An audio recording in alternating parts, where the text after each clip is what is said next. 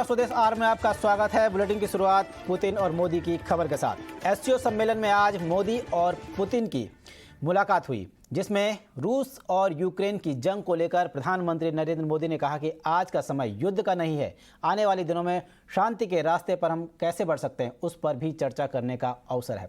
इससे पहले एससीओ के शिखर सम्मेलन को हिंदी में संबोधित करते हुए प्रधानमंत्री मोदी ने सभी एससीओ देशों में बेहतर ट्रांजिट तालमेल का मुद्दा उठाया था और भारत को बेहतर व्यापार क्षेत्र बनाने का संकल्प भी दोहराया था। पीएम ने कहा कि भारत सबसे तेजी से बढ़ती हुई अर्थव्यवस्था है और जल्द ही देश को मैन्युफैक्चरिंग हब केंद्र में बदला जाएगा। आपका और यूक्रेन दोनों का इस बात के लिए आभार व्यक्त करना भी चाहूंगा, क्योंकि जब शुरू के दिनों में इस संकट के काल में हमारे हजारों स्टूडेंट्स यूक्रेन में फंसे हुए थे, आपकी और यूक्रेन की मदद से हमारे स्टूडेंट को हम सुरक्षित रूप से बाहर निकाल पाए। उसके विषय में जरूर आज हमें चर्चा करने का मौका मिलेगा, आपका व्यू पॉइंट समझने का मुझे भी एक अवसर मिलेगा। लेकिन फिर भी जो विषय हैं जिसकी बात मैं करता रहता हूं, एक्सेलेंसी, भारत और रशिया के संबंध अनेक गुना बढ़े हैं।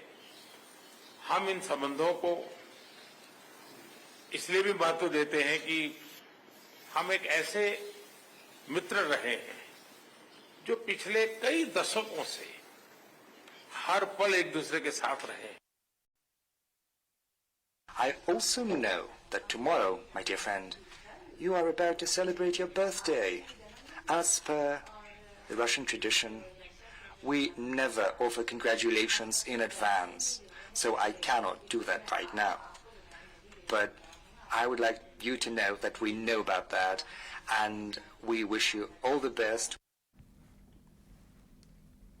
वहीं प्रधानमंत्री नरेंद्र मोदी ने भारत की दमदार ग्रोथ स्टोरी की खूबियों और संभावनाओं को एक बार फिर पूरी दुनिया के सामने रखा। उज्बेकिस्तान के समरकंद में चल रही संघाई कोऑपरेशन ऑर्गेनाइजेशन यानी कि एससीओ की बैठक को संबोधित करते हुए पीएम ने कहा कि इस साल भारत की इकोनॉमी के 7.5% की दर से बढ़ने की उम्मीद है, जो दुनिया में सबसे ज़्यादा होगी। स्टार्टअप की दिशा में भारत की ताकत को एससीओ समिट में रखते हुए कहा कि देश में 70,000 से अधिक स्टार्टअप और 100 से अधिक यूनिकॉर्न हैं और भारत एससीओ देशों के साथ इसका अनुभव शेयर करने के लिए तैयार है।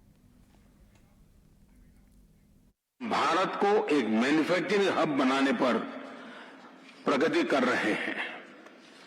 भारत का युवा और प्रतिभाशाली वर्ग, जो विश्व की बड़ी इकोनॉमीज में सबसे अधिक होगी, हमारे पीपल सेंट्रिक डेवलपमेंट मॉडल में टेक्नोलॉजी के उचित उपयोग पर भी बहुत फोकस दिया जा रहा है।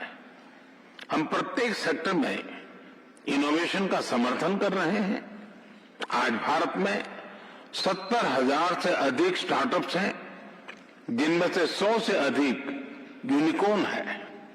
हमारे ये अनुभव कई अन्य एससीओ सदस्यों के भी काम आ सकता है।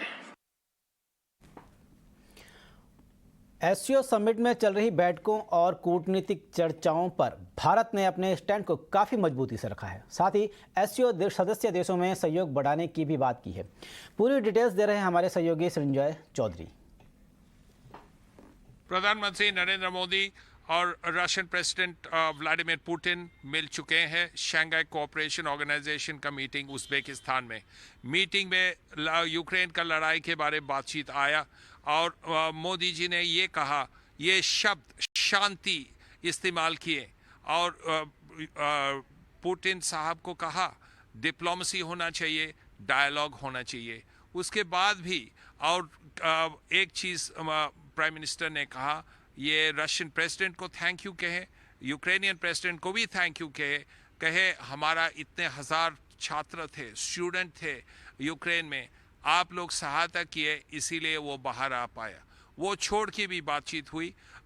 एक तो फ्यूल सिक्योरिटी के बारे में बातचीत हुई, क्योंकि लड़ाई चल रहा है और पेट्रोलियम प्राइसेस बहुत ज़्यादा हो गया है। फूड सिक्योरिटी के बारे में बातचीत हुई, क्योंकि यूक्रेन और रशियन लेके दोनों देश मिलके वर्ल्ड का 12% कैलोरी देते हैं और इससे ये जो ब्लॉकेजेस हुआ है लड़ाई में, इससे फूड प्राइसेस भी ज़्यादा हो गया है। इस सब चीज़ में बातचीत हुआ है और it was a good meeting जो सुनाई दे रहा है। अदानी ग्रुप ने एसीसी और अंबुजा सीमेंट्स के अधिग्रहण की प्रक्रिया पूरी कर ली है। इसके साथ ही अदानी ग्रुप दूसरा सबसे बड़ा सीमेंट कारोबारी ग्रुप बन गया है। अंबुजा सीमेंट ने गौतम अदानी को चेयरमैन नियुक्त किया है। एनएस शेख सरिया ने चेयरमैन पद से इस्तीफा दे दिया है। वहीं नीरज अखौरी ने सीईओ पद से इस्तीफा दिया है। उनकी जगह अजय कपूर को सीईओ नियुक्त किया गया है। वहीं करण अदानी को एसीसी सीमेंट का नॉन एग्जीक्यूटिव डायरेक्टर नियुक्त किया गया है।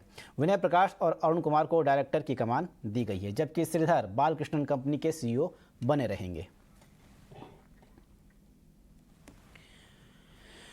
वहीं इस खबर पर ज़्यादा जानकारी के लिए हमारे साथ फोन लाइन पर बातचीत करने के लिए जुड़ गई है हमारी सहयोगी मानसी दवे। मानसी, बताएं कि ये खबर जिस तरह से आई है, इससे सीमेंट सेक्टर को लेकर और जो अदानी का जो ये नया वेंचर है, इसको लेकर कितना बड़ी खबर मानी जा सकती है?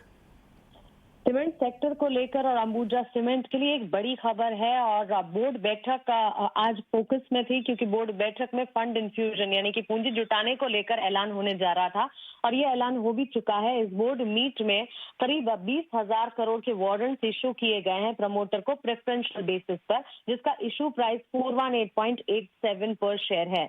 करीब 47 करोड़ कन्वर्टेबल वारंट्स जो हैं वो हार्मोनिया ट्रेड एंड इन्वेस्टमेंट लिमिटेड को इशू किए गए हैं और इसी के जरिए यहाँ पर आगे ईजीएम भी शेड्यूल की जाएगी 8 अक्टूबर को और इस ईजीएम में मेंबर अप्रूवल पर भी फोकस रहेगा। इसके अलावा डायरेक्टरेट चेंजेस या मैनेजमेंट चेंजेस की अगर बात करें, बड़े बदलाव यहाँ पर होते हुए दिखे हैं। गौतम अडानी को कंपनी के चेयरमैन और non executive non independent director के तौर पर नियुक्त किया गया है विद इफेक्ट फ्रॉम 16 सितंबर यानी कि आज ही से। दूसरे मैनेजमेंट चेंजेस की अगर बात करें, नीरज अखौरी ने मैनेजिंग डायरेक्टर और सीईओ के पद से इस्तीफा दिया है और इनकी जगह पर अजय कपूर को होल टाइम डायरेक्टर और सीईओ के तौर पर नियुक्त किया गया है। इस पूरी प्रक्रिया के बाद अडानी ग्रुप कह सकते हैं कि एक्विजिशन अंबुजा एसीसी का इन्होंने कंप्लीट किया है और इसी के साथ देश का दूसरा सबसे बड़ा सीमेंट प्लेयर अब अडानी ग्रुप बन गया है।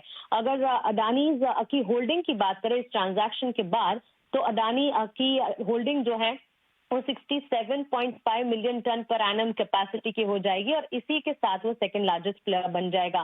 टॉप सीमेंट प्लेयर्स की अगर बात करें, अल्ट्राटेक के बाद अंबुजा सीमेंट और एसीसी का नाम आता है। इस एक्विजिशन के साथ ऑटोमेटिकली अडानी ग्रुप जो है वो second largest player UltraTech cement के बाद बन जाएगा।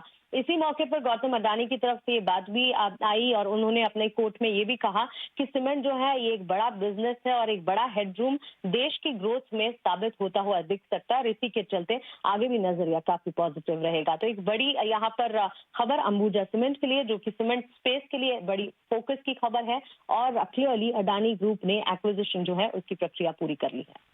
शुक्रिया मानसी इन तमाम जानकारी के लिए। बढ़ते हैं आगे और बात करते हैं पतंजलि 4 नए आईपीओ लाने की तैयारी में है। हमारे सहयोगी समीर दीक्षित ने खास बातचीत में स्वामी रामदेव से ने कहा कि अगले 5 से 7 साल में कंपनी का टर्नओवर 1 लाख करोड़ करने का लक्ष्य है। योग गुरु और बड़े व्यवसायी स्वामी रामदेव जी इस वक्त हमारे साथ हैं।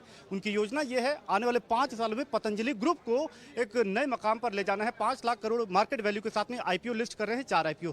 ये बड़ी योजना है। वो 4 आईपीओ कौन से रहने वाले हैं और इसके साथ ही चूंकि आपकी मार्केट वैल्यू ज़बरदस्त तरीके से आगे बढ़ेगी, क्या पूरा रोड मैप है? देखो, मैं पिछले 50 सालों से योग कर रहा हूँ, 30 सालों से करवा रहा हूँ।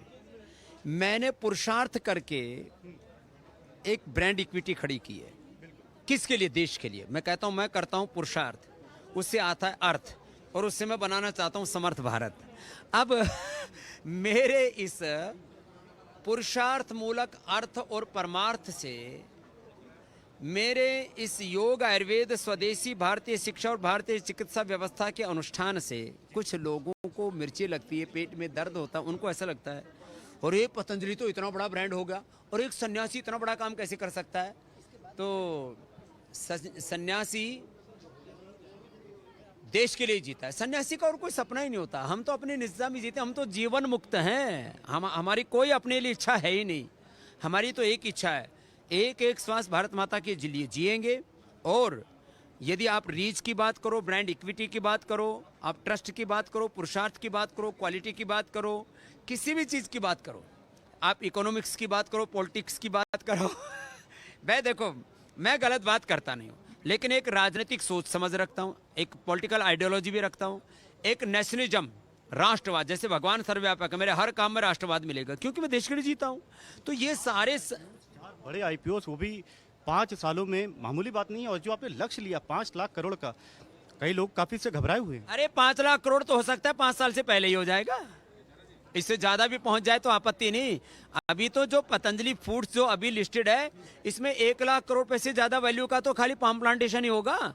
इसमें आप सोचो करीब 2 से 2.5 हजार करोड़ का तो आने वाले 5-7 वर्षों में एबिटा खाली पाम प्लांटेशन से आने वाला। उसको 50 से मल्टीपल करो तो 1 लाख करोड़ का तो 5 से 7 साल में पाम प्लांटेशन ही होने वाला है। 1,000 करोड़ रुपए से ज्यादा का न्यूट्रास्यूटिकल होगा, उसका तो मल्टीपल मिलता है 70। जब यूनिलीवर को 70 मल्टीपल मिलता है तो क्यों नहीं मिलेगा भाई मुझे न्यूट्रास्यूटिकल का? तो उसका 70,000 करोड़ तो न्यूट्रास्यूटिकल से हो जाएगा।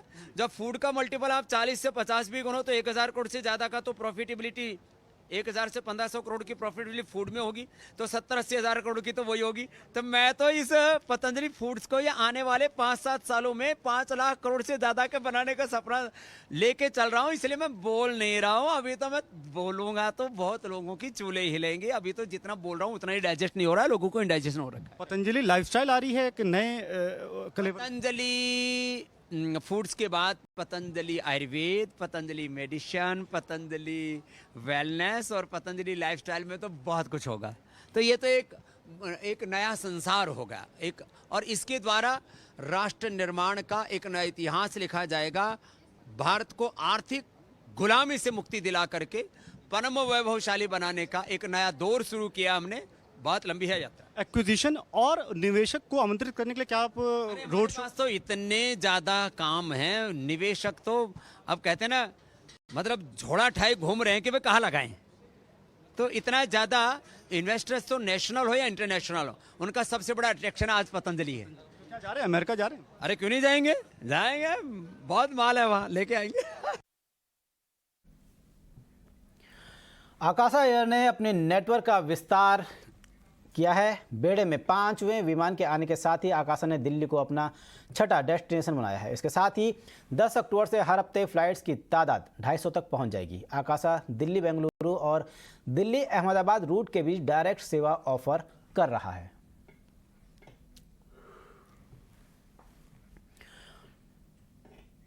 और कोविड के बाद उबर के कारोबार में अच्छी डिमांड देखी जा रही है। हमारी सहयोगी तमन्ना इनामदार ने उबर इंडिया के प्रेसिडेंट प्रभजीत सिंह से बातचीत की। इस बातचीत में उन्होंने कहा कि उनके ऑटो और मोटो प्रोडक्ट की डिमांड में काफ़ी इजाफा हुआ है और उनके कारोबार में काफ़ी तेजी आई है।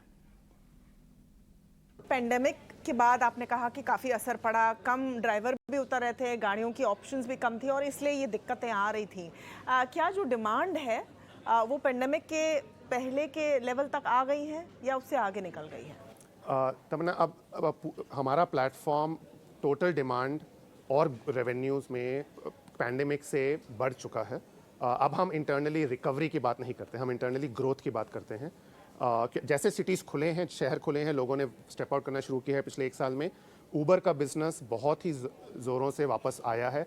ड्राइवर्स की अर्निंग्स में बढ़ोतरी हुई है, डिमांड में बढ़ोतरी हुई है। अभी हमारे कैटेगरीज़ में कई कैटेगरीज़ हैं जो प्री कोविड टाइम से 2 गुना बड़ी हो चुकी हैं। जैसे हो गया ऑटो, या जो हमारा मोटो प्रोडक्ट है वो 1.5 गुना बड़ा हो चुका है।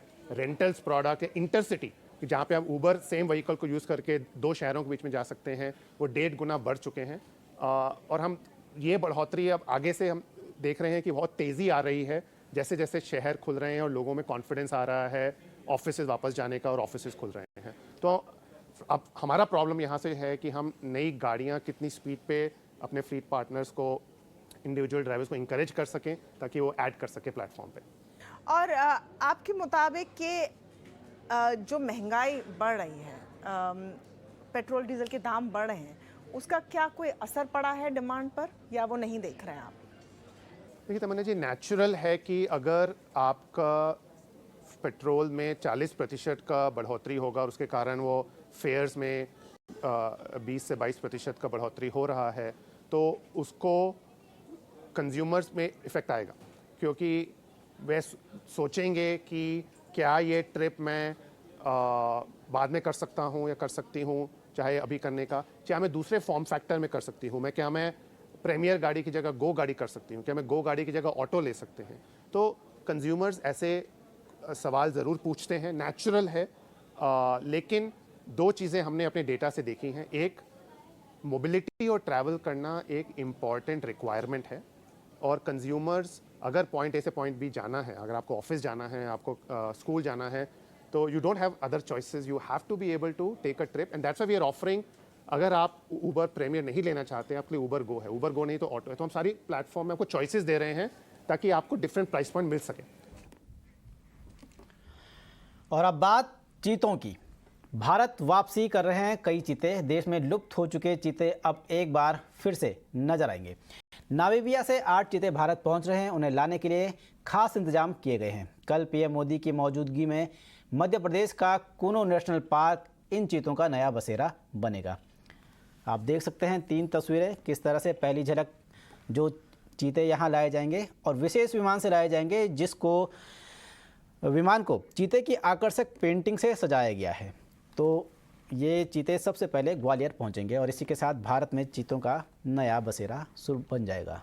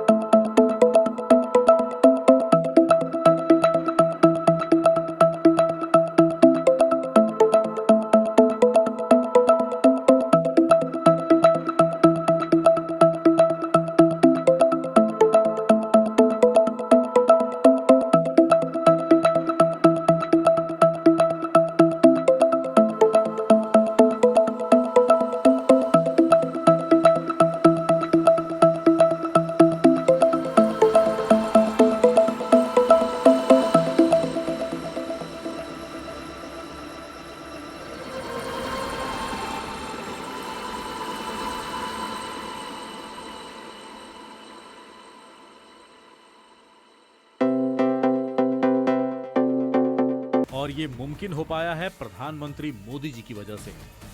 पहले हम इसको चार्टर्ड फ्लाइट से ला रहे हैं और उसके बाद जो हेलीकॉप्टर एयरफोर्स के हैं हमने वो तय किया हुआ है और सीधे इनको चार्टर्ड फ्लाइट से उतार के और इसके जो फॉर्मेलिटीज़ होते हैं, जो कस्टम्स की, इमिग्रेशन की, ये सब करने के बाद, एनिमल हस्बेंड्री की इसमें फॉर्मेलिटीज़ होती हैं, वो सब करने के बाद फिर इनको सीधे हेलीकॉप्टर में लोड करके और सीधे फिर कूनो ही ले जाया जाएगा। प्लेन तैयार है, देश को चीतों का इंतजार है। इसी स्पेशल बोइंग के जरिए भारत में 8 चीतों को लाया जाने वाला है। 8 घंटे में 8,280 किलोमीटर का सफर तय कर ये चीते इसी प्लेन के जरिए भारत पहुंचेंगे और इसके लिए इस प्लेन को मॉडिफाई किया गया है। चीतों को लाने वाले इस प्लेन को यूएई में मॉडिफाई किया गया। प्लेन के इकोनॉमी क्लास को हटा दिया गया है। इस जगह पर 8 चीतों को पिंजरे-नुमा एक बॉक्स में रखा जाएगा। प्लेन नॉन स्टॉप उड़ान भरेगा।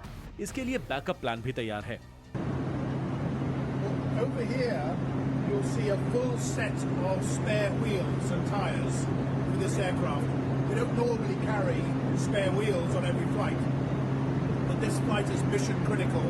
We have to move the cheetahs. They have to go on the day. The Prime Minister is waiting. And so the most likely thing that can go wrong on an aircraft is that when you land, you blow a tire. So we've got spare tires. We can blow multiple tires. We can repair them here in Namibia and still make the mission on Friday. ये इतिहास में पहली बार हो रहा है कि जब चीतों को किसी प्लेन से भारत लाया जाएगा। चीतों को एक जालीनुमा बॉक्स में रखा जाएगा। उड़ान भरने के बाद से ही हर 3 घंटे में चीतों का चेकअप होगा। चीतों को बेहोश करके नहीं लाया जाएगा। साथ ही डॉक्टर्स की टीम प्लेन पर मौजूद रहेगी। लैंड होते ही एक बार फिर चीतों का चेकअप किया जाएगा, जिसके बाद ये हेलीकॉप्टर के जरिए कूनो के जंगलों के लिए रवाना होंगे। कूनो नेशनल पार्क में इन चीतों को रखने के लिए काफी खास तैयारियां की गई हैं। वैसे तो फिलहाल कूनो नेशनल पार्क अभी तेंदुओं और लकड़बग्घों का बसेरा बना हुआ है, लेकिन चूंकि चीतों का स्वागत यहाँ किया जाना है, उनकी देखरेख का ख्याल रखा जाना है, ऐसे में 50 तेंदुओं को यहाँ से दूसरी जगह पर रिलोकेट कर दिया गया है। और इसके साथ ही इन तमाम तेंदुए और जो लकड़बग्घे हैं, बताया जाता है कि इनमें से 10 तेंदुओं और 10 लकड़बग्घों के गले में रेडियो कॉलर्स लगा दिए गए हैं ताकि उनके हर मूवमेंट को मॉनिटर किया जा सके। चीतों के भी गले में रेडियो कॉलर्स लगाए जाएंगे ताकि ये विशेष निगरानी में रह सके। कंट्रोल रूम से लगातार ये मॉनिटर किया जा सके कि आखिर इनकी गतिविधि कैसी है, चीते कहां पर आते जाते हैं, कैसी इनकी हलचल है। और सिर्फ कूनो नेशनल पार्क में ही नहीं, अफ्रीका में बैठे जो एक्सपर्ट्स हैं वो भी इन चीतों की हर गतिविधि को मॉनिटर करते रहेंगे। इसके अलावा कूनो पार्क में शुरुआती 2 से 3 महीने तक चीते 5 वर्ग किलोमीटर के संरक्षित एरिया में रहेंगे। इस एरिया को 8 फीट ऊंची फेंसिंग से घेर दिया गया है, जिसे 3 लेयर में बनाया गया है। बाहरी लेयर में सोलर से संचालित करंट छोड़ा गया है, जो बाहरी जानवरों को दूर रखेगा। इस संरक्षित एरिया में भी 8 बाड़े बनाए गए हैं, जिनमें चीतों को अलग अलग रखा जाएगा। हर छोटे बाड़े की निगरानी के लिए 4 वॉच टावर और 4 पावरफुल कैमरे लगाए गए हैं। हर वॉच टावर 2 किलोमीटर एरिया की निगरानी करेगा। कैमरा 6 किलोमीटर तक देख पाएगा। वैसे इस संरक्षित एरिया में इन चीतों को शिकार की कोई कमी नहीं हो पाएगी। इस पूरे एरिया में 200 से ज्यादा सांभर, चीतल व अन्य छोटे जानवरों को लाकर बसाया गया है, जो कि खास तौर पर इन चीतों का प्रिय भोजन माने जाते हैं। इनकी संख्या भी अब बढ़ने लगी है। ऐसे में इन तमाम चीतों को शिकार का भरपूर मौका मिलेगा। अफ्रीका से आने वाले इन चीतों के लिए कूनो नेशनल पार्क को बारीकी से सर्वे करने के बाद चुना गया। एक्सपर्ट ने इस पार्क के वातावरण को चीतों के लिए परफेक्ट माना। मध्य प्रदेश के श्योपुर में बना ये नेशनल पार्क अंदर से कैसा दिखता है, देखिए स्पेशल रिपोर्ट। तो कूनो के अंदर से अब चलती जिप्सी से मैं आपको जो तस्वीरें दिखा पाऊं कि देखिए किस तरह से दल बल यहाँ पर मौजूद हैं और तैयारियां पूरी हो चुकी हैं। प्रधानमंत्री के स्वागत से ज्यादा इस बार लोगों को इंतजार है अफ्रीकी चीतों को भी देखने का। बहरहाल क्योंकि प्रधानमंत्री आने वाले हैं, ऐसे में ये भव्य इवेंट होने वाला है, जिसकी सारी डिटेल्स लगातार हम आप तक कूनो से पहुंचाते रहेंगे। मैं इन जंगलों को आप देखिए जहाँ पर अफ्रीकी चीतों को लाया जाएगा और इन 8 चीतों में से 5 मादा चीतों की उम्र 2.5 से 4 साल के बीच की बताई जा रही है और जो 3 नर चीता हैं उनकी उम्र 4.5 साल और 5.5 साल की बताई जा रही है। अब भारत में बड़ी चुनौती यही कि अगर जिस तरह से इस प्रोजेक्ट को प्लान दिया गया है उस तरीके से अंजाम दे दिया जाएगा तो बहुत जल्द कूनो में जिस तरह से अभी 8 चीतों से गुलजार होगा, उसी तरह देश और 12 चीते देख पाएगा जो कि प्रोजेक्ट 2 का हिस्सा होंगे। कूनो से तमाम अपडेट्स लगातार हम आप तक पहुंचाते रहेंगे। बीजेपी के स्टिंग ऑपरेशन की सीबीआई जांच पर केजरीवाल ने केंद्र सरकार पर बड़ा हमला बोला है। केजरीवाल ने पलटवार करते हुए चुनौती दी है कि अगर सिसोदिया दोषी हैं तो उन्हें गिरफ्तार करके दिखाएं। केजरीवाल ने आरोप लगाया कि सीबीआई और ईडी के जरिए बीजेपी लोगों को डराने धमकाने का काम कर रही है, जबकि अभी तक की जांच में सीबीआई को कुछ भी नहीं मिला है। मनीष साहब जी ने तो कह दिया भाई ये सीबीआई में जांच चल रही है, सारे स्टिंग ऑपरेशन सीबीआई को सौंप दो। सीबीआई सोमवार तक कर ले, 4 दिन तो बहुत होते हैं। जांच कर ले, अगर कुछ गड़बड़ है तो गिरफ्तार कर ले और गड़बड़ नहीं है तो सोमवार को माफ़ी मांग ले। ये सोर्सेज से, स्टिंग से, मतलब आज तक मेरे को ये समझ नहीं आया कि शराब घोटाला क्या है। पहले बोले जी 1.5 लाख करोड़ का, इनका एक नेता बोला 1.5 लाख करोड़ का घोटाला है। दिल्ली का बजट ही 70,000 करोड़ है, 1.5 लाख करोड़ का घोटाला कैसे होगा। एक और नेता बोला जी 8,000 करोड़ का घोटाला है। तीसरा नेता बोले जी 1100 करोड़ का घोटाला है। एलजी साहब बोले जी 144 करोड़ का घोटाला है। सीबीआई ने अपनी एफआईआर में लिखा कि 1 करोड़ का घोटाला है। और अंत में जब मनीष जी के यहाँ जब इन्होंने रेड मारी तो 1 पैसा भी नहीं मिला, उनके लॉकर में कुछ नहीं मिला। उनके गाँव होके आ गए, गाँव में सारा गाँव वालों से पूछा भी मनीष ने कोई ज़मीन वगैरह तो नहीं खरीदी, कुछ नहीं मिला। तो घोटाला है क्या? बेसिकली मैं समझता हूं कि केंद्र सरकार को सुबह से शाम तक सीबीआई ईडी छोड़ के कुछ पॉजिटिव काम भी करने चाहिए देश के लिए। देश के लिए पॉजिटिव काम नहीं करेंगे तो देश आगे कैसे बढ़ेगा। 24 घंटे सबके ऊपर बस सीबीआई ईडी पूरे देश को डरा रखा है, पूरे देश को धमका रखा है। ऐसे देश कैसे आगे बढ़ेगा। चलिए, जाते जाते मानसून ने एक बार फिर माया नगरी को जलमग्न कर दिया है। दरअसल मुंबई समेत आसपास के इलाकों में सुबह से ही जोरदार बारिश जारी है। बारिश के कारण कई जगहों पर जलभराव की स्थिति पैदा हो गई है, तो कई जगहों पर ट्रैफिक ने माया नगरी की रफ्तार पर ब्रेक लगा दी है। वहीं मौसम विभाग के मुताबिक महाराष्ट्र में कई जगहों पर मूसलाधार बारिश होने की संभावना है।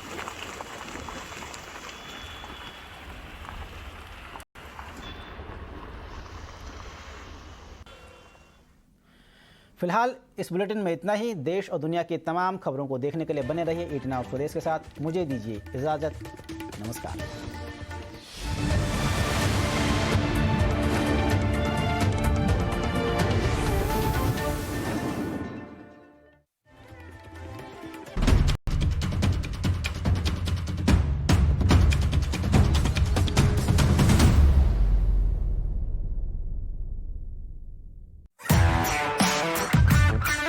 कैश तो मुझे याद नहीं कि मैंने एटीएम से लास्ट टाइम कभी निकाला था। अगर कोई 10 रुपए की चाय भी हमारे गांव में लेते हैं तो वहाँ पर हम ऑनलाइन पेमेंट करते हैं। बैंक का कितना भी बड़ा ट्रांजैक्शन हम लोग ऑनलाइन कर सकते हैं, तो उसमें टाइम बच रहा है। सब कुछ डिजिटल गया है, घर पे बैठ के भी लोगों को ट्रांजैक्शन कर सकते हैं। From taxi driver to everybody UPI based enablement payment से पे करते हैं। That's a big change.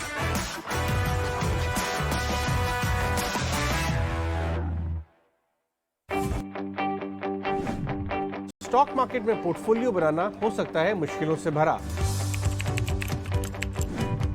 Market का उतार चढ़ाव आपको कर सकता है कंफ्यूज।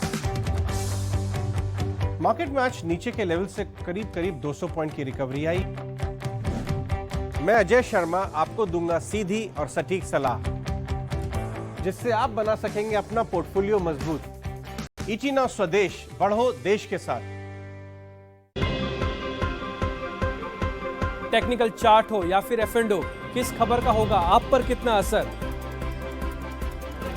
व्यापार जगत से जुड़े हुए हर मुद्दे का विश्लेषण समझिए मेरे साथ आसान भाषा में। ग्रोथ बहुत अच्छी चल रही है। बनाइए अपने ट्रेडिंग डे की बेहतर रणनीति। शॉर्ट कवरिंग से लॉन्ग में आने में समय लगेगा, इसलिए ये एक मेक ब्रेक लेवल है। 200 दिन की एवरेज के ऊपर आके हम ट्रेड करने लगे हैं। मैं डिम्पी कालरा, जुड़िए मेरे साथ सिर्फ ईटी नाउ स्वदेश पर।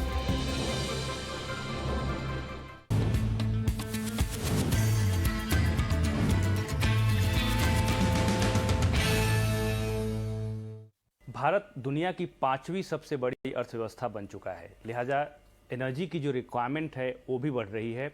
और लगातार आपने इस साल देखा है कि जो पीक पावर डिमांड है उसमें लगातार तेज़ी आई है, रिकॉर्ड बढ़ोतरी हमने देखी है। उसके बावजूद भी जो डिमांड है वो मीट किया है। इसके लिए जो पावर मिनिस्ट्री है उसको बधाई देना चाहिए। और हमारे साथ ऊर्जा मंत्री श्री आर.के. सिंह हैं। सर, आपका बहुत बहुत स्वागत है ईटी नाउ स्वदेश पे, ईटी नाउ पे। इतनी बड़ी इकोनॉमी पोस्ट कोविड, हम रिकवरी की रफ्तार को और तेज़ कर रहे हैं। ऐसे में जो डिमांड में तेज़ी आई है उसको आप मीट भी कर रहे हैं। और इस बात की चिंताएं थी कि शायद मानसून के समय में जब कोल्ड स्टॉक लेवल में कुछ कमी की संभावनाएं दिख रही थी, उसमें भी अब क्योंकि मानसून खत्म होने के कगार पे है, स्टॉक लेवल में अभी भी स्थिरता बनी हुई है। आपका प्रोजेक्शन क्या कहता है और अब इस वक्त हम किस स्थिति में हैं? ये डिमांड में जो बढ़ोतरी हुई वो तो रिकॉर्ड बढ़ोतरी हुई, जो कि खुशी की बात है। खुशी की बात इसलिए है क्योंकि इसका मतलब यह है कि हमारी अर्थव्यवस्था काफ़ी तेज़ी से बढ़ी। हमारे डिमांड में करीब 18 से 20% की बढ़ोतरी हो गई एक पीरियड में। आज भी प्रतिदिन जो हमारा डिमांड है वो पिछले साल इसी दिन के डिमांड से करीब 25,000 से 30,000 मेगावाट अधिक है। 25,000 से 30,000 मेगावाट अधिक है। ये बहुत बड़ा एक चैलेंज हम लोग के लिए था। ये चैलेंज के लिए कुछ हद तक हम लोग खुद भी जिम्मेवार हैं, क्योंकि हम लोगों ने करीब 2 करोड़ 90 लाख घरों को हमने कनेक्शन दिया, तो उसका भी डिमांड हम लोगों ने बढ़ाया। लेकिन ये खुशी हम लोगों ने यूनिवर्सल एक्सेस इंश्योर किया।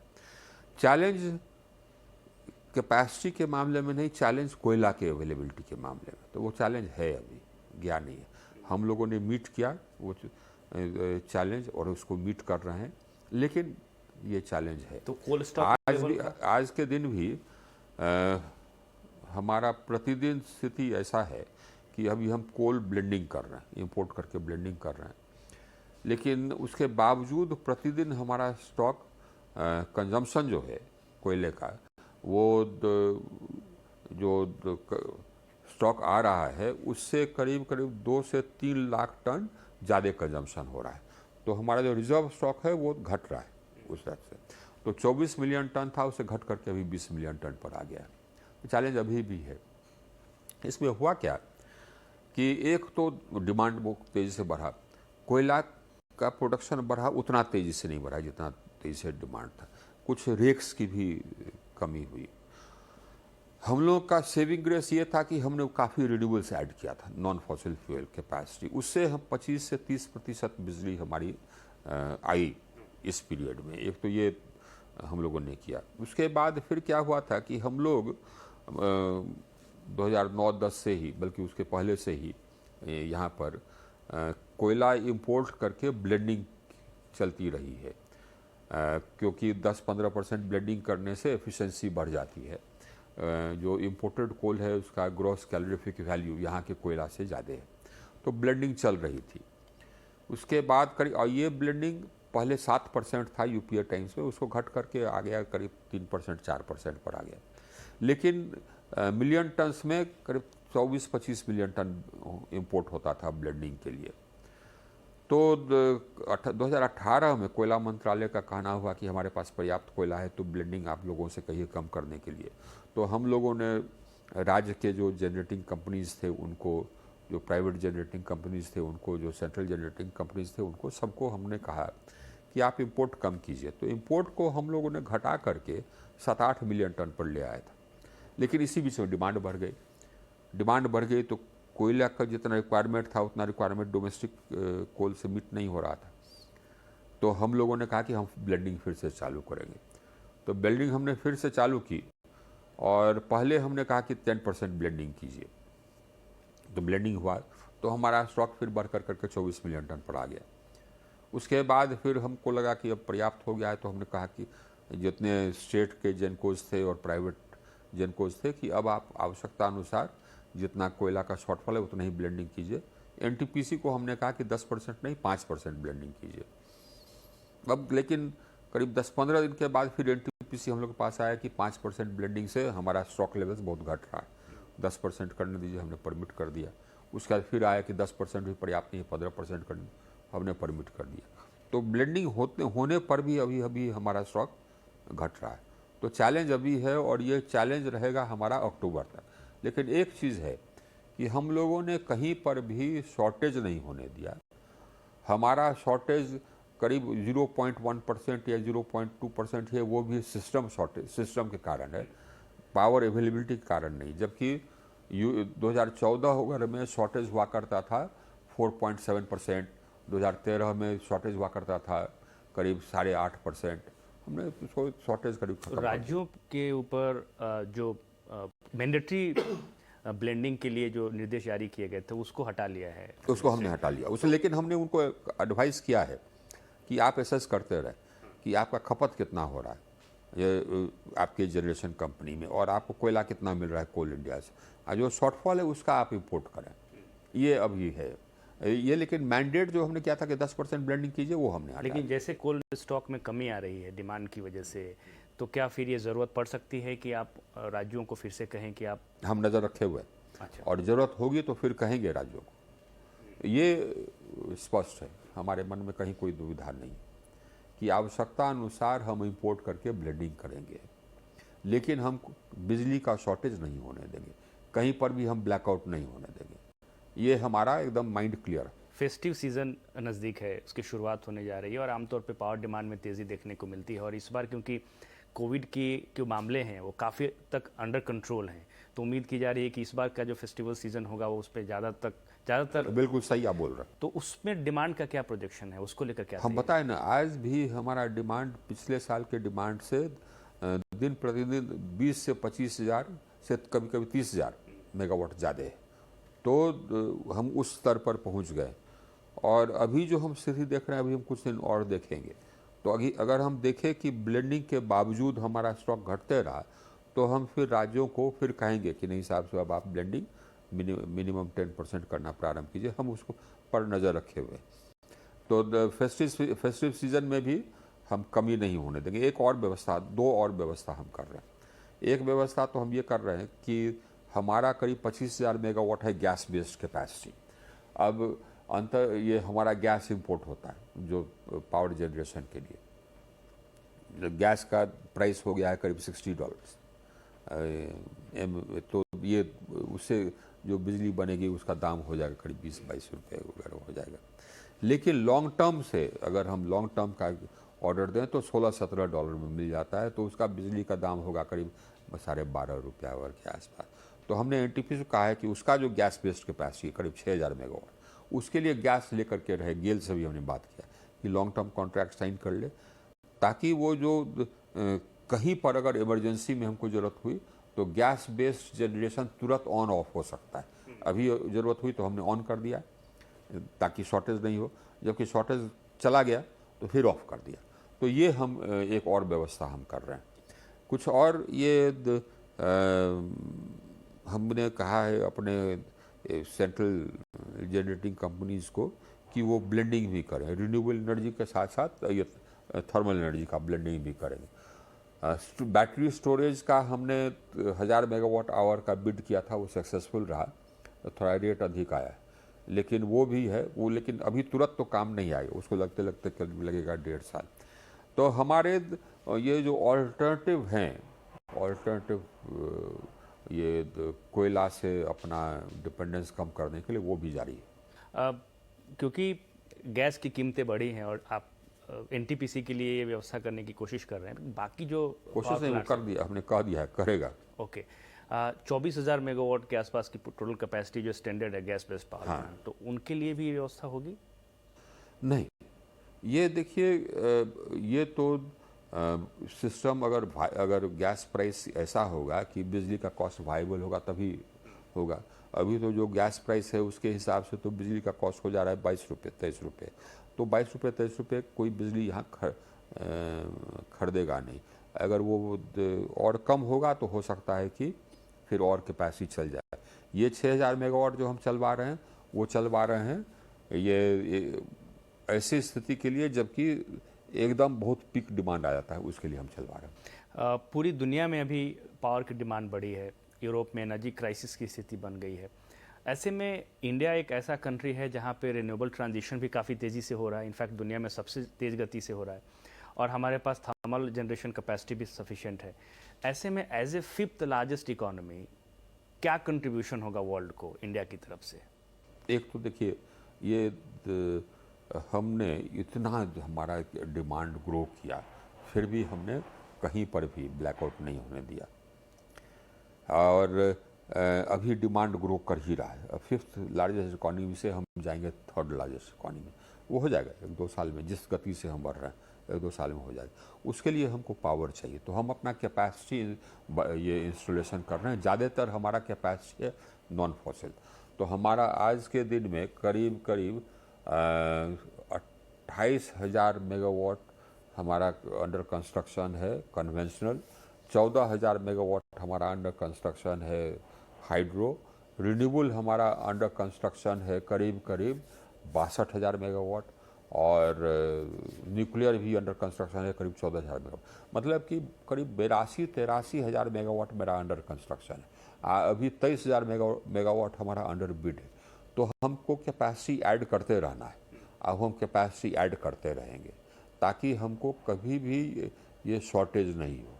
अभी जैसे 82,000 मेगावाट जो कैपेसिटी एडिशन हमारा हो रहा है अंडर प्रोसेस है, ये मेरे ख्याल से सफिशेंट है, लेकिन हर साल हमको, आज हमारा कैपेसिटी है 4,04,000 मेगावाट, 2030 तक हमको कैपेसिटी चाहिए 8,20,000 मेगावाट, यानी कि हमको 4 लाख मेगावाट ऐड करना है कैपेसिटी अभी से लेकर 2020 तक। तो प्रति वर्ष हमको करीब 8 साल बचा 2030 तक, हाँ 2030 तक, तो प्रति वर्ष हमको करीब 50,000 मेगावाट प्रति वर्ष ऐड करना है। ऐसे इतना हमारे सामने चैलेंज है, 4 लाख मेगावाट ऐड करना है ताकि हम 8 लाख मेगावाट पहुँचें 2030 तक। इसमें इतना बड़ा चैलेंज और किसी देश के सामने नहीं है। इसमें क्योंकि जब जो ट्रांजिशन ये हो रहा है उसमें कोविड के बाद जब रशिया यूक्रेन वॉर की स्थिति आई तो जो सप्लाई चेन किसी बहुत डिस्टर्ब हो गया, डिस्टर्ब हुआ। हाँ। तो जो टारगेट तय वो हमारे उसके कारण हमको दिक्कत हुआ। दिक्कत अभी है ये सप्लाई चेन डिस्ट्रप्शन के कारण। 2-3 हुआ। एक तो इसी बीच में क्या हो गया कि हम लोगों ने प्लान किया था, हमारा 80% सेल्स मॉड्यूल्स आते थे चीन से, 20% करीब हमारे यहाँ बनाते थे। बीच में फिर हम लोगों ने सोचा कि नहीं साहब हमारे यहाँ बननी चाहिए, तो हम लोगों ने 2 चीज़ किया। एक तो हम लोगों ने टैरिफ बैरियर लगाया, सेल्स पर 25% ड्यूटी, मॉड्यूल्स पर 40% ड्यूटी, ताकि चाइना से जो इंपोर्ट हो वो महंगा हो जाए, ताकि हमारे domestic value addition, domestic capacity बढ़े। तो इससे डोमेस्टिक कैपेसिटी बढ़ना भी शुरू हुआ। आज के दिन में 30,000 मेगावाट का ये मैन्युफैक्चरिंग कैपेसिटी हमारे यहाँ निर्माणाधीन है, 30,000 मेगावाट सेल्स और मॉड्यूल्स। और करीब करीब हमको लगता है कि ये एक PLI जो हुआ उससे 10,000 मेगावाट और जुड़ेगा, यानी कि वो 30 में ही आ गया। एक और PLI ला रहे हैं जिससे कि हमारा 40,000 मेगावाट और जुड़ेगा, यानी कि 70,000 मेगावाट, 70 गीगावाट का हमारे यहाँ मैन्युफैक्चरिंग कैपेसिटी है। लेकिन इस बीच में मैन्युफैक्चरिंग कैपेसिटी लगने में जो टाइम लग रहा है, इस बीच में हमको सेल्स और मॉड्यूल्स की किल्लत हो गई है। ओके, सो जो दूसरे PLI की आप बात कर रहे हैं वो किस तरह से? वो भी इसलिए है, वो है advanced efficiency cells and modules के लिए। उसमें हमने बॉटम एफिशिएंसी रखा है 21%, उतना होना चाहिए। उसकी साइज क्या होगी सर? वो होगा करीब 19,000 मेगावाट, 19,000 करोड़ का, 90,000 करोड़। कब तक उम्मीद करें? मेरे ख्याल से तो अब जल्दी हो जाना चाहिए। ये कंसल्टेशन अगर हो गया, अब कैबिनेट के सामने आना है। सोलर PV की बात करें तो जो अप्रूव्ड लिस्ट ऑफ मैन्युफैक्चरर्स है, तो क्या, क्योंकि सप्लाई की दिक्कतें हैं, जो मैन्युफैक्चरर्स हैं उनके सामने भी चैलेंजेस है, तो क्या उसमें ढील देने की भी योजना है? हमसे मिले थे डेवलपर्स लोग, ये उनका जो एसोसिएशन है, सब लोग आके मिला था। तो उनका कहना था कि ALMM में आप कुछ रिलैक्सेशन दे दीजिए 1 साल 2 साल तक। तो हम लोग अभी उसको एग्जामिन कर रहे हैं, उस पर हम लोग निर्णय लेंगे। उनका कहना था कि हमको ये यहाँ पर जितने मॉड्यूल्स हैं, जो मॉड्यूल की आवश्यकता है, मॉड्यूल्स नहीं मिल रहे। उसके बाद फिर हमने ये तो डेवलपर से बैठक हुआ, फिर हमने मैन्युफैक्चरर्स के साथ भी बैठक की। तो मैन्युफैक्चरर्स का कहना है कि नहीं साहब, सो हमारे पास जितना डिमांड है उतना मैन्युफैक्चरिंग कैपेसिटी है। तो अभी हम देखते हैं, अभी हम वेरीफाई कर रहे हैं कि क्या स्थिति है, और उसके अनुसार हम निर्णय लेंगे। अगर कैपेसिटी नहीं है डिमांड के अनुसार, तब तो फिर हमको रिलैक्स करना होगा। अगर कैपेसिटी है, लेकिन एक और चीज़ है, वो डेवलपर्स का यह भी शिकायत था कि जो कैपेसिटी है उन्होंने जानबूझ करके अपना दाम बढ़ा दिया, क्योंकि आपने 40% ड्यूटी किया।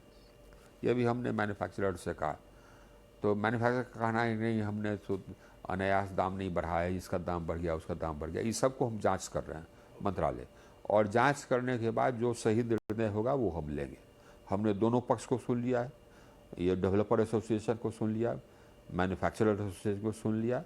अब हम तथ्य की जांच करेंगे और तथ्य के उसके अनुसार निर्णय लेंगे।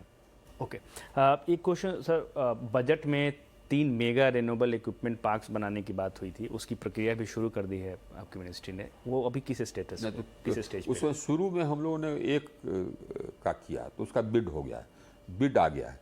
करीब करीब हमको लगता है कि 9 या 10 राज्य उसमें कम्पीट कर रहे हैं, तो उसका बिड का इवैल्यूएशन हो रहा है, उस एक राज्य को अलॉट होगा वो। ओके, ग्रीन हाइड्रोजन के मसले पर पॉलिसी का जो पार्ट था, पहला पार्ट तो आपने अनाउंस किया, दूसरे पार्ट में VGF की बात है, वायबिलिटी गैप फंडिंग की, वो फाइनेंस मिनिस्ट्री के पास है काफ़ी लंबे टाइम से। वो कब तक उम्मीद है कि हो जाए? तो वो अब मेरे ख्याल से कैबिनेट के सामने आ जाना चाहिए। कंसल्टेशन वगैरह करीब करीब समाप्त है, तो अब मेरे ख्याल से कैबिनेट किसी भी दिन आ जाना चाहिए वो भी। तो उसमें हम प्रावधान कर रहे हैं कि इलेक्ट्रोलाइजर के लिए भी, इलेक्ट्रोलाइजर के लिए उसकी साइज़ क्या होगी? अब देखा जाएगा, आने दीजिए, अभी हम नहीं बोलेंगे। अच्छा, लेकिन पर्याप्त साइज रहेगा, क्योंकि हमको काफ़ी ग्रीन हाइड्रोजन की ज़रूरत है। ओके, ट्रांसमिशन की जहाँ तक बात है, रिन्यूएबल के लिए भी और थर्मल के लिए भी, क्योंकि इतने बड़ी मात्रा में बिड आ रहे हैं, इवैक्यूएशन की ज़रूरत होगी। वैसे में ग्रीन कॉरिडोर की भी घोषणा आपने की है, लेकिन पावर ग्रिड से CTU को, जो सेंट्रल ट्रांसमिशन यूटिलिटी है, उसको एक इंडिपेंडेंट अलग करके एक इंडिपेंडेंट कंपनी बनाने की भी बातचीत चल रही है। तो वो किसी हम लोगों ने रिफॉर्म किया। पहले तो जो सेंट्रल ट्रांसमिशन CTU है, वो पावर ग्रिड का ही एक ब्रांच था। तो जो CTU है वो उसका काम है एक्चुअली रेगुलेटरी, कि वो पूरे ट्रांसमिशन सिस्टम को रेगुलेट करता है। तो और पावर ग्रिड भी एक ट्रांसमिशन सिस्टम प्रोवाइडर है। अब तो प्राइवेट प्रोवाइडर्स भी आ गए, तो एक अगर ट्रांसमिशन सिस्टम आपका है तो उसका एक भाग पावर ग्रिड बनाया होगा, दूसरा भाग हो सकता है कि स्टरलाइट बनाया हो गया, तीसरा भाग हो सकता है अदानी बनाया हो गया या रिलायंस, जो भी है। तो एक न्यूट्रल ये CTU की ज़रूरत थी, तो वो हम लोगों ने ये बनाने का निर्णय लिया। उस पर सहमति हो गई है सरकार की, और ये उसको हम लोगों ने इनटू बीइंग ला दिया है। वो CTU एग्जिस्ट कर गई है और वो काम करना प्रारंभ कर गई है।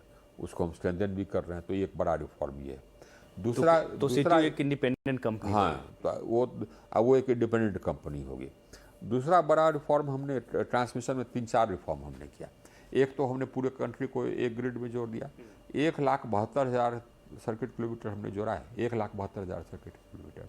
और अब हम 1,12,000 मेगावाट देश के एक कोने से दूसरे कोने तक ले जा सकते हैं, और ये दुनिया का शायद सबसे बड़ा एकीकृत ग्रिड हो गया है। तो ये उसके बाद फिर हमने जनरल नेटवर्क एक्सेस रूल्स लगाए, पूरा सिस्टम हमने चेंज कर दिया।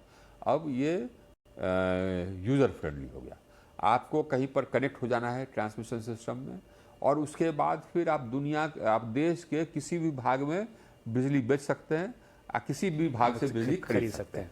पहले क्या होता था कि आप कहते थे, कनेक्ट होते थे कि हमको साहब बिजली खरीदनी है चंडीगढ़ से, या हमको बिजली बेचनी है गुवाहाटी में। अब वो हमने हटा दिया, तो जनरल नेटवर्क एक्सेस का। तो उसके जो रेगुलेशंस हैं वो फाइनल स्टेज में है, CRC बना रहा है, वो भी अभी आ जाएगा। जो रिन्यूएबल एनर्जी के लिए हमारा ये ट्रांसमिशन चाहिए, उसके लिए हमने प्लानिंग कर लिया था। पहले हमने 6,60,000 मेगावाट के लिए किया था, तो वो प्लान हो गया। उसके बाद अब 1,81,000 मेगावाट एडिशन के लिए हमारा प्लान रेडी है, और वो ऑनगोइंग बाय स्टेजेस ऑनगोइंग इसमें है, 1,81,000 मेगावाट। ओके, तो ट्रांसमिशन सेक्टर में जैसे ले ट्रांसमिशन प्रोजेक्ट आ रहा है, तो क्या उसमें हम VGF दे रहे हैं। उसमें VGF दे रहे हैं क्योंकि वो जो ट्रांसमिशन लाइन है वो दुनिया के सबसे ऊंचे ट्रांसमिशन लाइन होगा। तो बर्फ, टेरेन डिफरेंस, हाँ, टेरेन है दिक्कत का, बहुत स्पीड, ये हिमालयन माउंटेन्स है, बहुत स्टीप। तो उसमें प्राइवेट प्लेयर्स को भी मौका मिलेगा? हाँ, उसमें कुछ पार्ट तो हम ओपन बिड कर रहे हैं। ओके, हाँ, कुछ पार्ट जो कि एकदम बिल्कुल दुर्गम है, और ये ऐसे डिफेंस अच्छे से सिक्योरिटी रीजन, हाँ, उसको हम लोग इससे कर रहे हैं, पार ग्रिड से कर रहे हैं। ओके, एक इम्पॉर्टेंट क्वेश्चन सर, तो वो लद्दाख से जो हमारा पावर आवेगा वो राउंड द क्लॉक पावर होगा। ओके, उसमें हम वहाँ पर हम करीब 10,000 मेगावाट जनरेट करते हैं रिन्यूएबल एनर्जी, और 12 गीगावाट यानी कि 12,000 मेगावाट आवर का हम वहाँ स्टोरेज लगा रहे हैं। तो वहाँ से जो पावर फ्लो करेगा वो minimum 12 to 14 hours power available रहेगा, जो कि दोनों पीक को कवर करेगा। ओके, डिस्पैचेबल रहेगा। ओके, एक क्वेश्चन, क्योंकि कई बड़ी कंपनियां अब रिन्यूएबल स्पेस में आ रही हैं, बहुत बड़ा डिस्ट्रप्शन होने वाला है, हो रहा है जी। ऐसे में सर आपको क्या लगता है कि आत्मनिर्भरता की जब हम बात करते हैं रिन्यूएबल एनर्जी सेक्टर में, इसका कितना फ़ायदा होने वाला है अगले 4-5 सालों के दौरान? देखिए, हमारा एम्बिशन आत्मनिर्भरता से ज़्यादा है। आत्मनिर्भर तो हम होंगे ही, इसमें कहीं कोई शक नहीं। हम चाहते हैं कि दुनिया में एक्सपोर्टर के रूप में निकले, और दुनिया में के सबसे बड़े ग्रीन हाइड्रोजन एक्सपोर्टर बने, दुनिया के सबसे बड़े ग्रीन अमोनिया एक्सपोर्टर बने। हमारा एम्बिशन तो ये है। ओके, एक क्वेश्चन फाइनेंसिंग को लेकर है कि क्योंकि कोल पे निर्भरता फिर से बढ़ी है, लेकिन रिन्यूएबल पे भी आपका फोकस है, तो जो कंपनियां अभी भी जैसे NTPC है, DVC है, उनके प्रोजेक्ट्स हैं कोल में, तो फाइनेंसिंग को लेकर जो ट्रांजिशन अभी देखने को मिल रहा है, तो उस चैलेंज से कैसे निपटेंगे? देखिए, हमारी यहाँ ये एक तो रिन्यूएबल एनर्जी फाइनेंसिंग में हमको कोई प्रॉब्लम है ही नहीं, हमको एक नया पैसा नहीं लगाना पड़ रहा है। दुनिया के जितने मेजर फंड्स हैं सब यहाँ इन्वेस्टेड है, और एक बिड करते हैं तो 10 कंपनियां कम्पीट करती हैं, उसमें हमको कोई दिक्कत नहीं। दुनिया भर से पैसा आ रहा है, नो प्रॉब्लम एट ऑल। इसलिए आ रहा है क्योंकि हमने व्यवस्था इतनी ट्रांसपेरेंट कर दी है कि लोगों को यहाँ इन्वेस्ट करने में कोई दिक्कत नहीं। हमने पेमेंट सिक्योरिटी गारंटी दे दी, और हमने तो अब ऐसा व्यवस्था कर दिया कि आप जिसको भी फ्री देना चाहिए दीजिए, लेकिन जो बिजली आप खरीद रहे हैं जनरेटर से उसका पेमेंट आप नहीं कीजिएगा तो आपको बिजली कट जाएगा। ये तो ऑटोमेटिक कर दिया हमने, आप देखे होंगे 12-13 राज्य का कट गया था, सबने भुगतान कर दिया। तो हमारे यहाँ डिस्प्यूट रेजोल्यूशन का हमने ट्रांसपेरेंट मैकेनिज्म कर दिया, तो हमारे यहाँ निवेश आ रहा है। अब रही बात जो हमारा ये थर्मल कैपेसिटी जो अंडर कंस्ट्रक्शन है, कोल बेस्ड कैपेसिटी जो अंडर कंस्ट्रक्शन है, तो जो हमारी कंपनियां हैं वो हमारी कंपनियां दुनिया के सबसे बड़ी कंपनियों में लाखों करोड़ का टर्नओवर है, तो उनको बैंक से फाइनेंसिंग मिलने में कोई कठिनाई नहीं और हमारे पास पर्याप्त है। तो एक चीज़ ये स्पष्ट है, आइए मैं सबको कहता हूँ, दुनिया के जितने ये बड़े देश सबको मैं कहता हूँ कि देखिए भाई, हमारा पर कैपिटा एमिशन जो है वो दुनिया में सबसे कम है। हमारा पर कैपिटा एमिशन दुनिया के औसत का 1/3 है। जो दुनिया का जो ग्लोबल CO2 जो लोड है अभी तक, उसका 85% तो ये डेवलप्ड कंट्रीज ने किया, जो भाषण देते हैं 85% अभी तक जो कंट्रीब्यूशन है टोटल कार्बन डाइऑक्साइड लोड, जिसके कारण ग्लोबल वार्मिंग हुआ है। हमारा कंट्रीब्यूशन कितना है?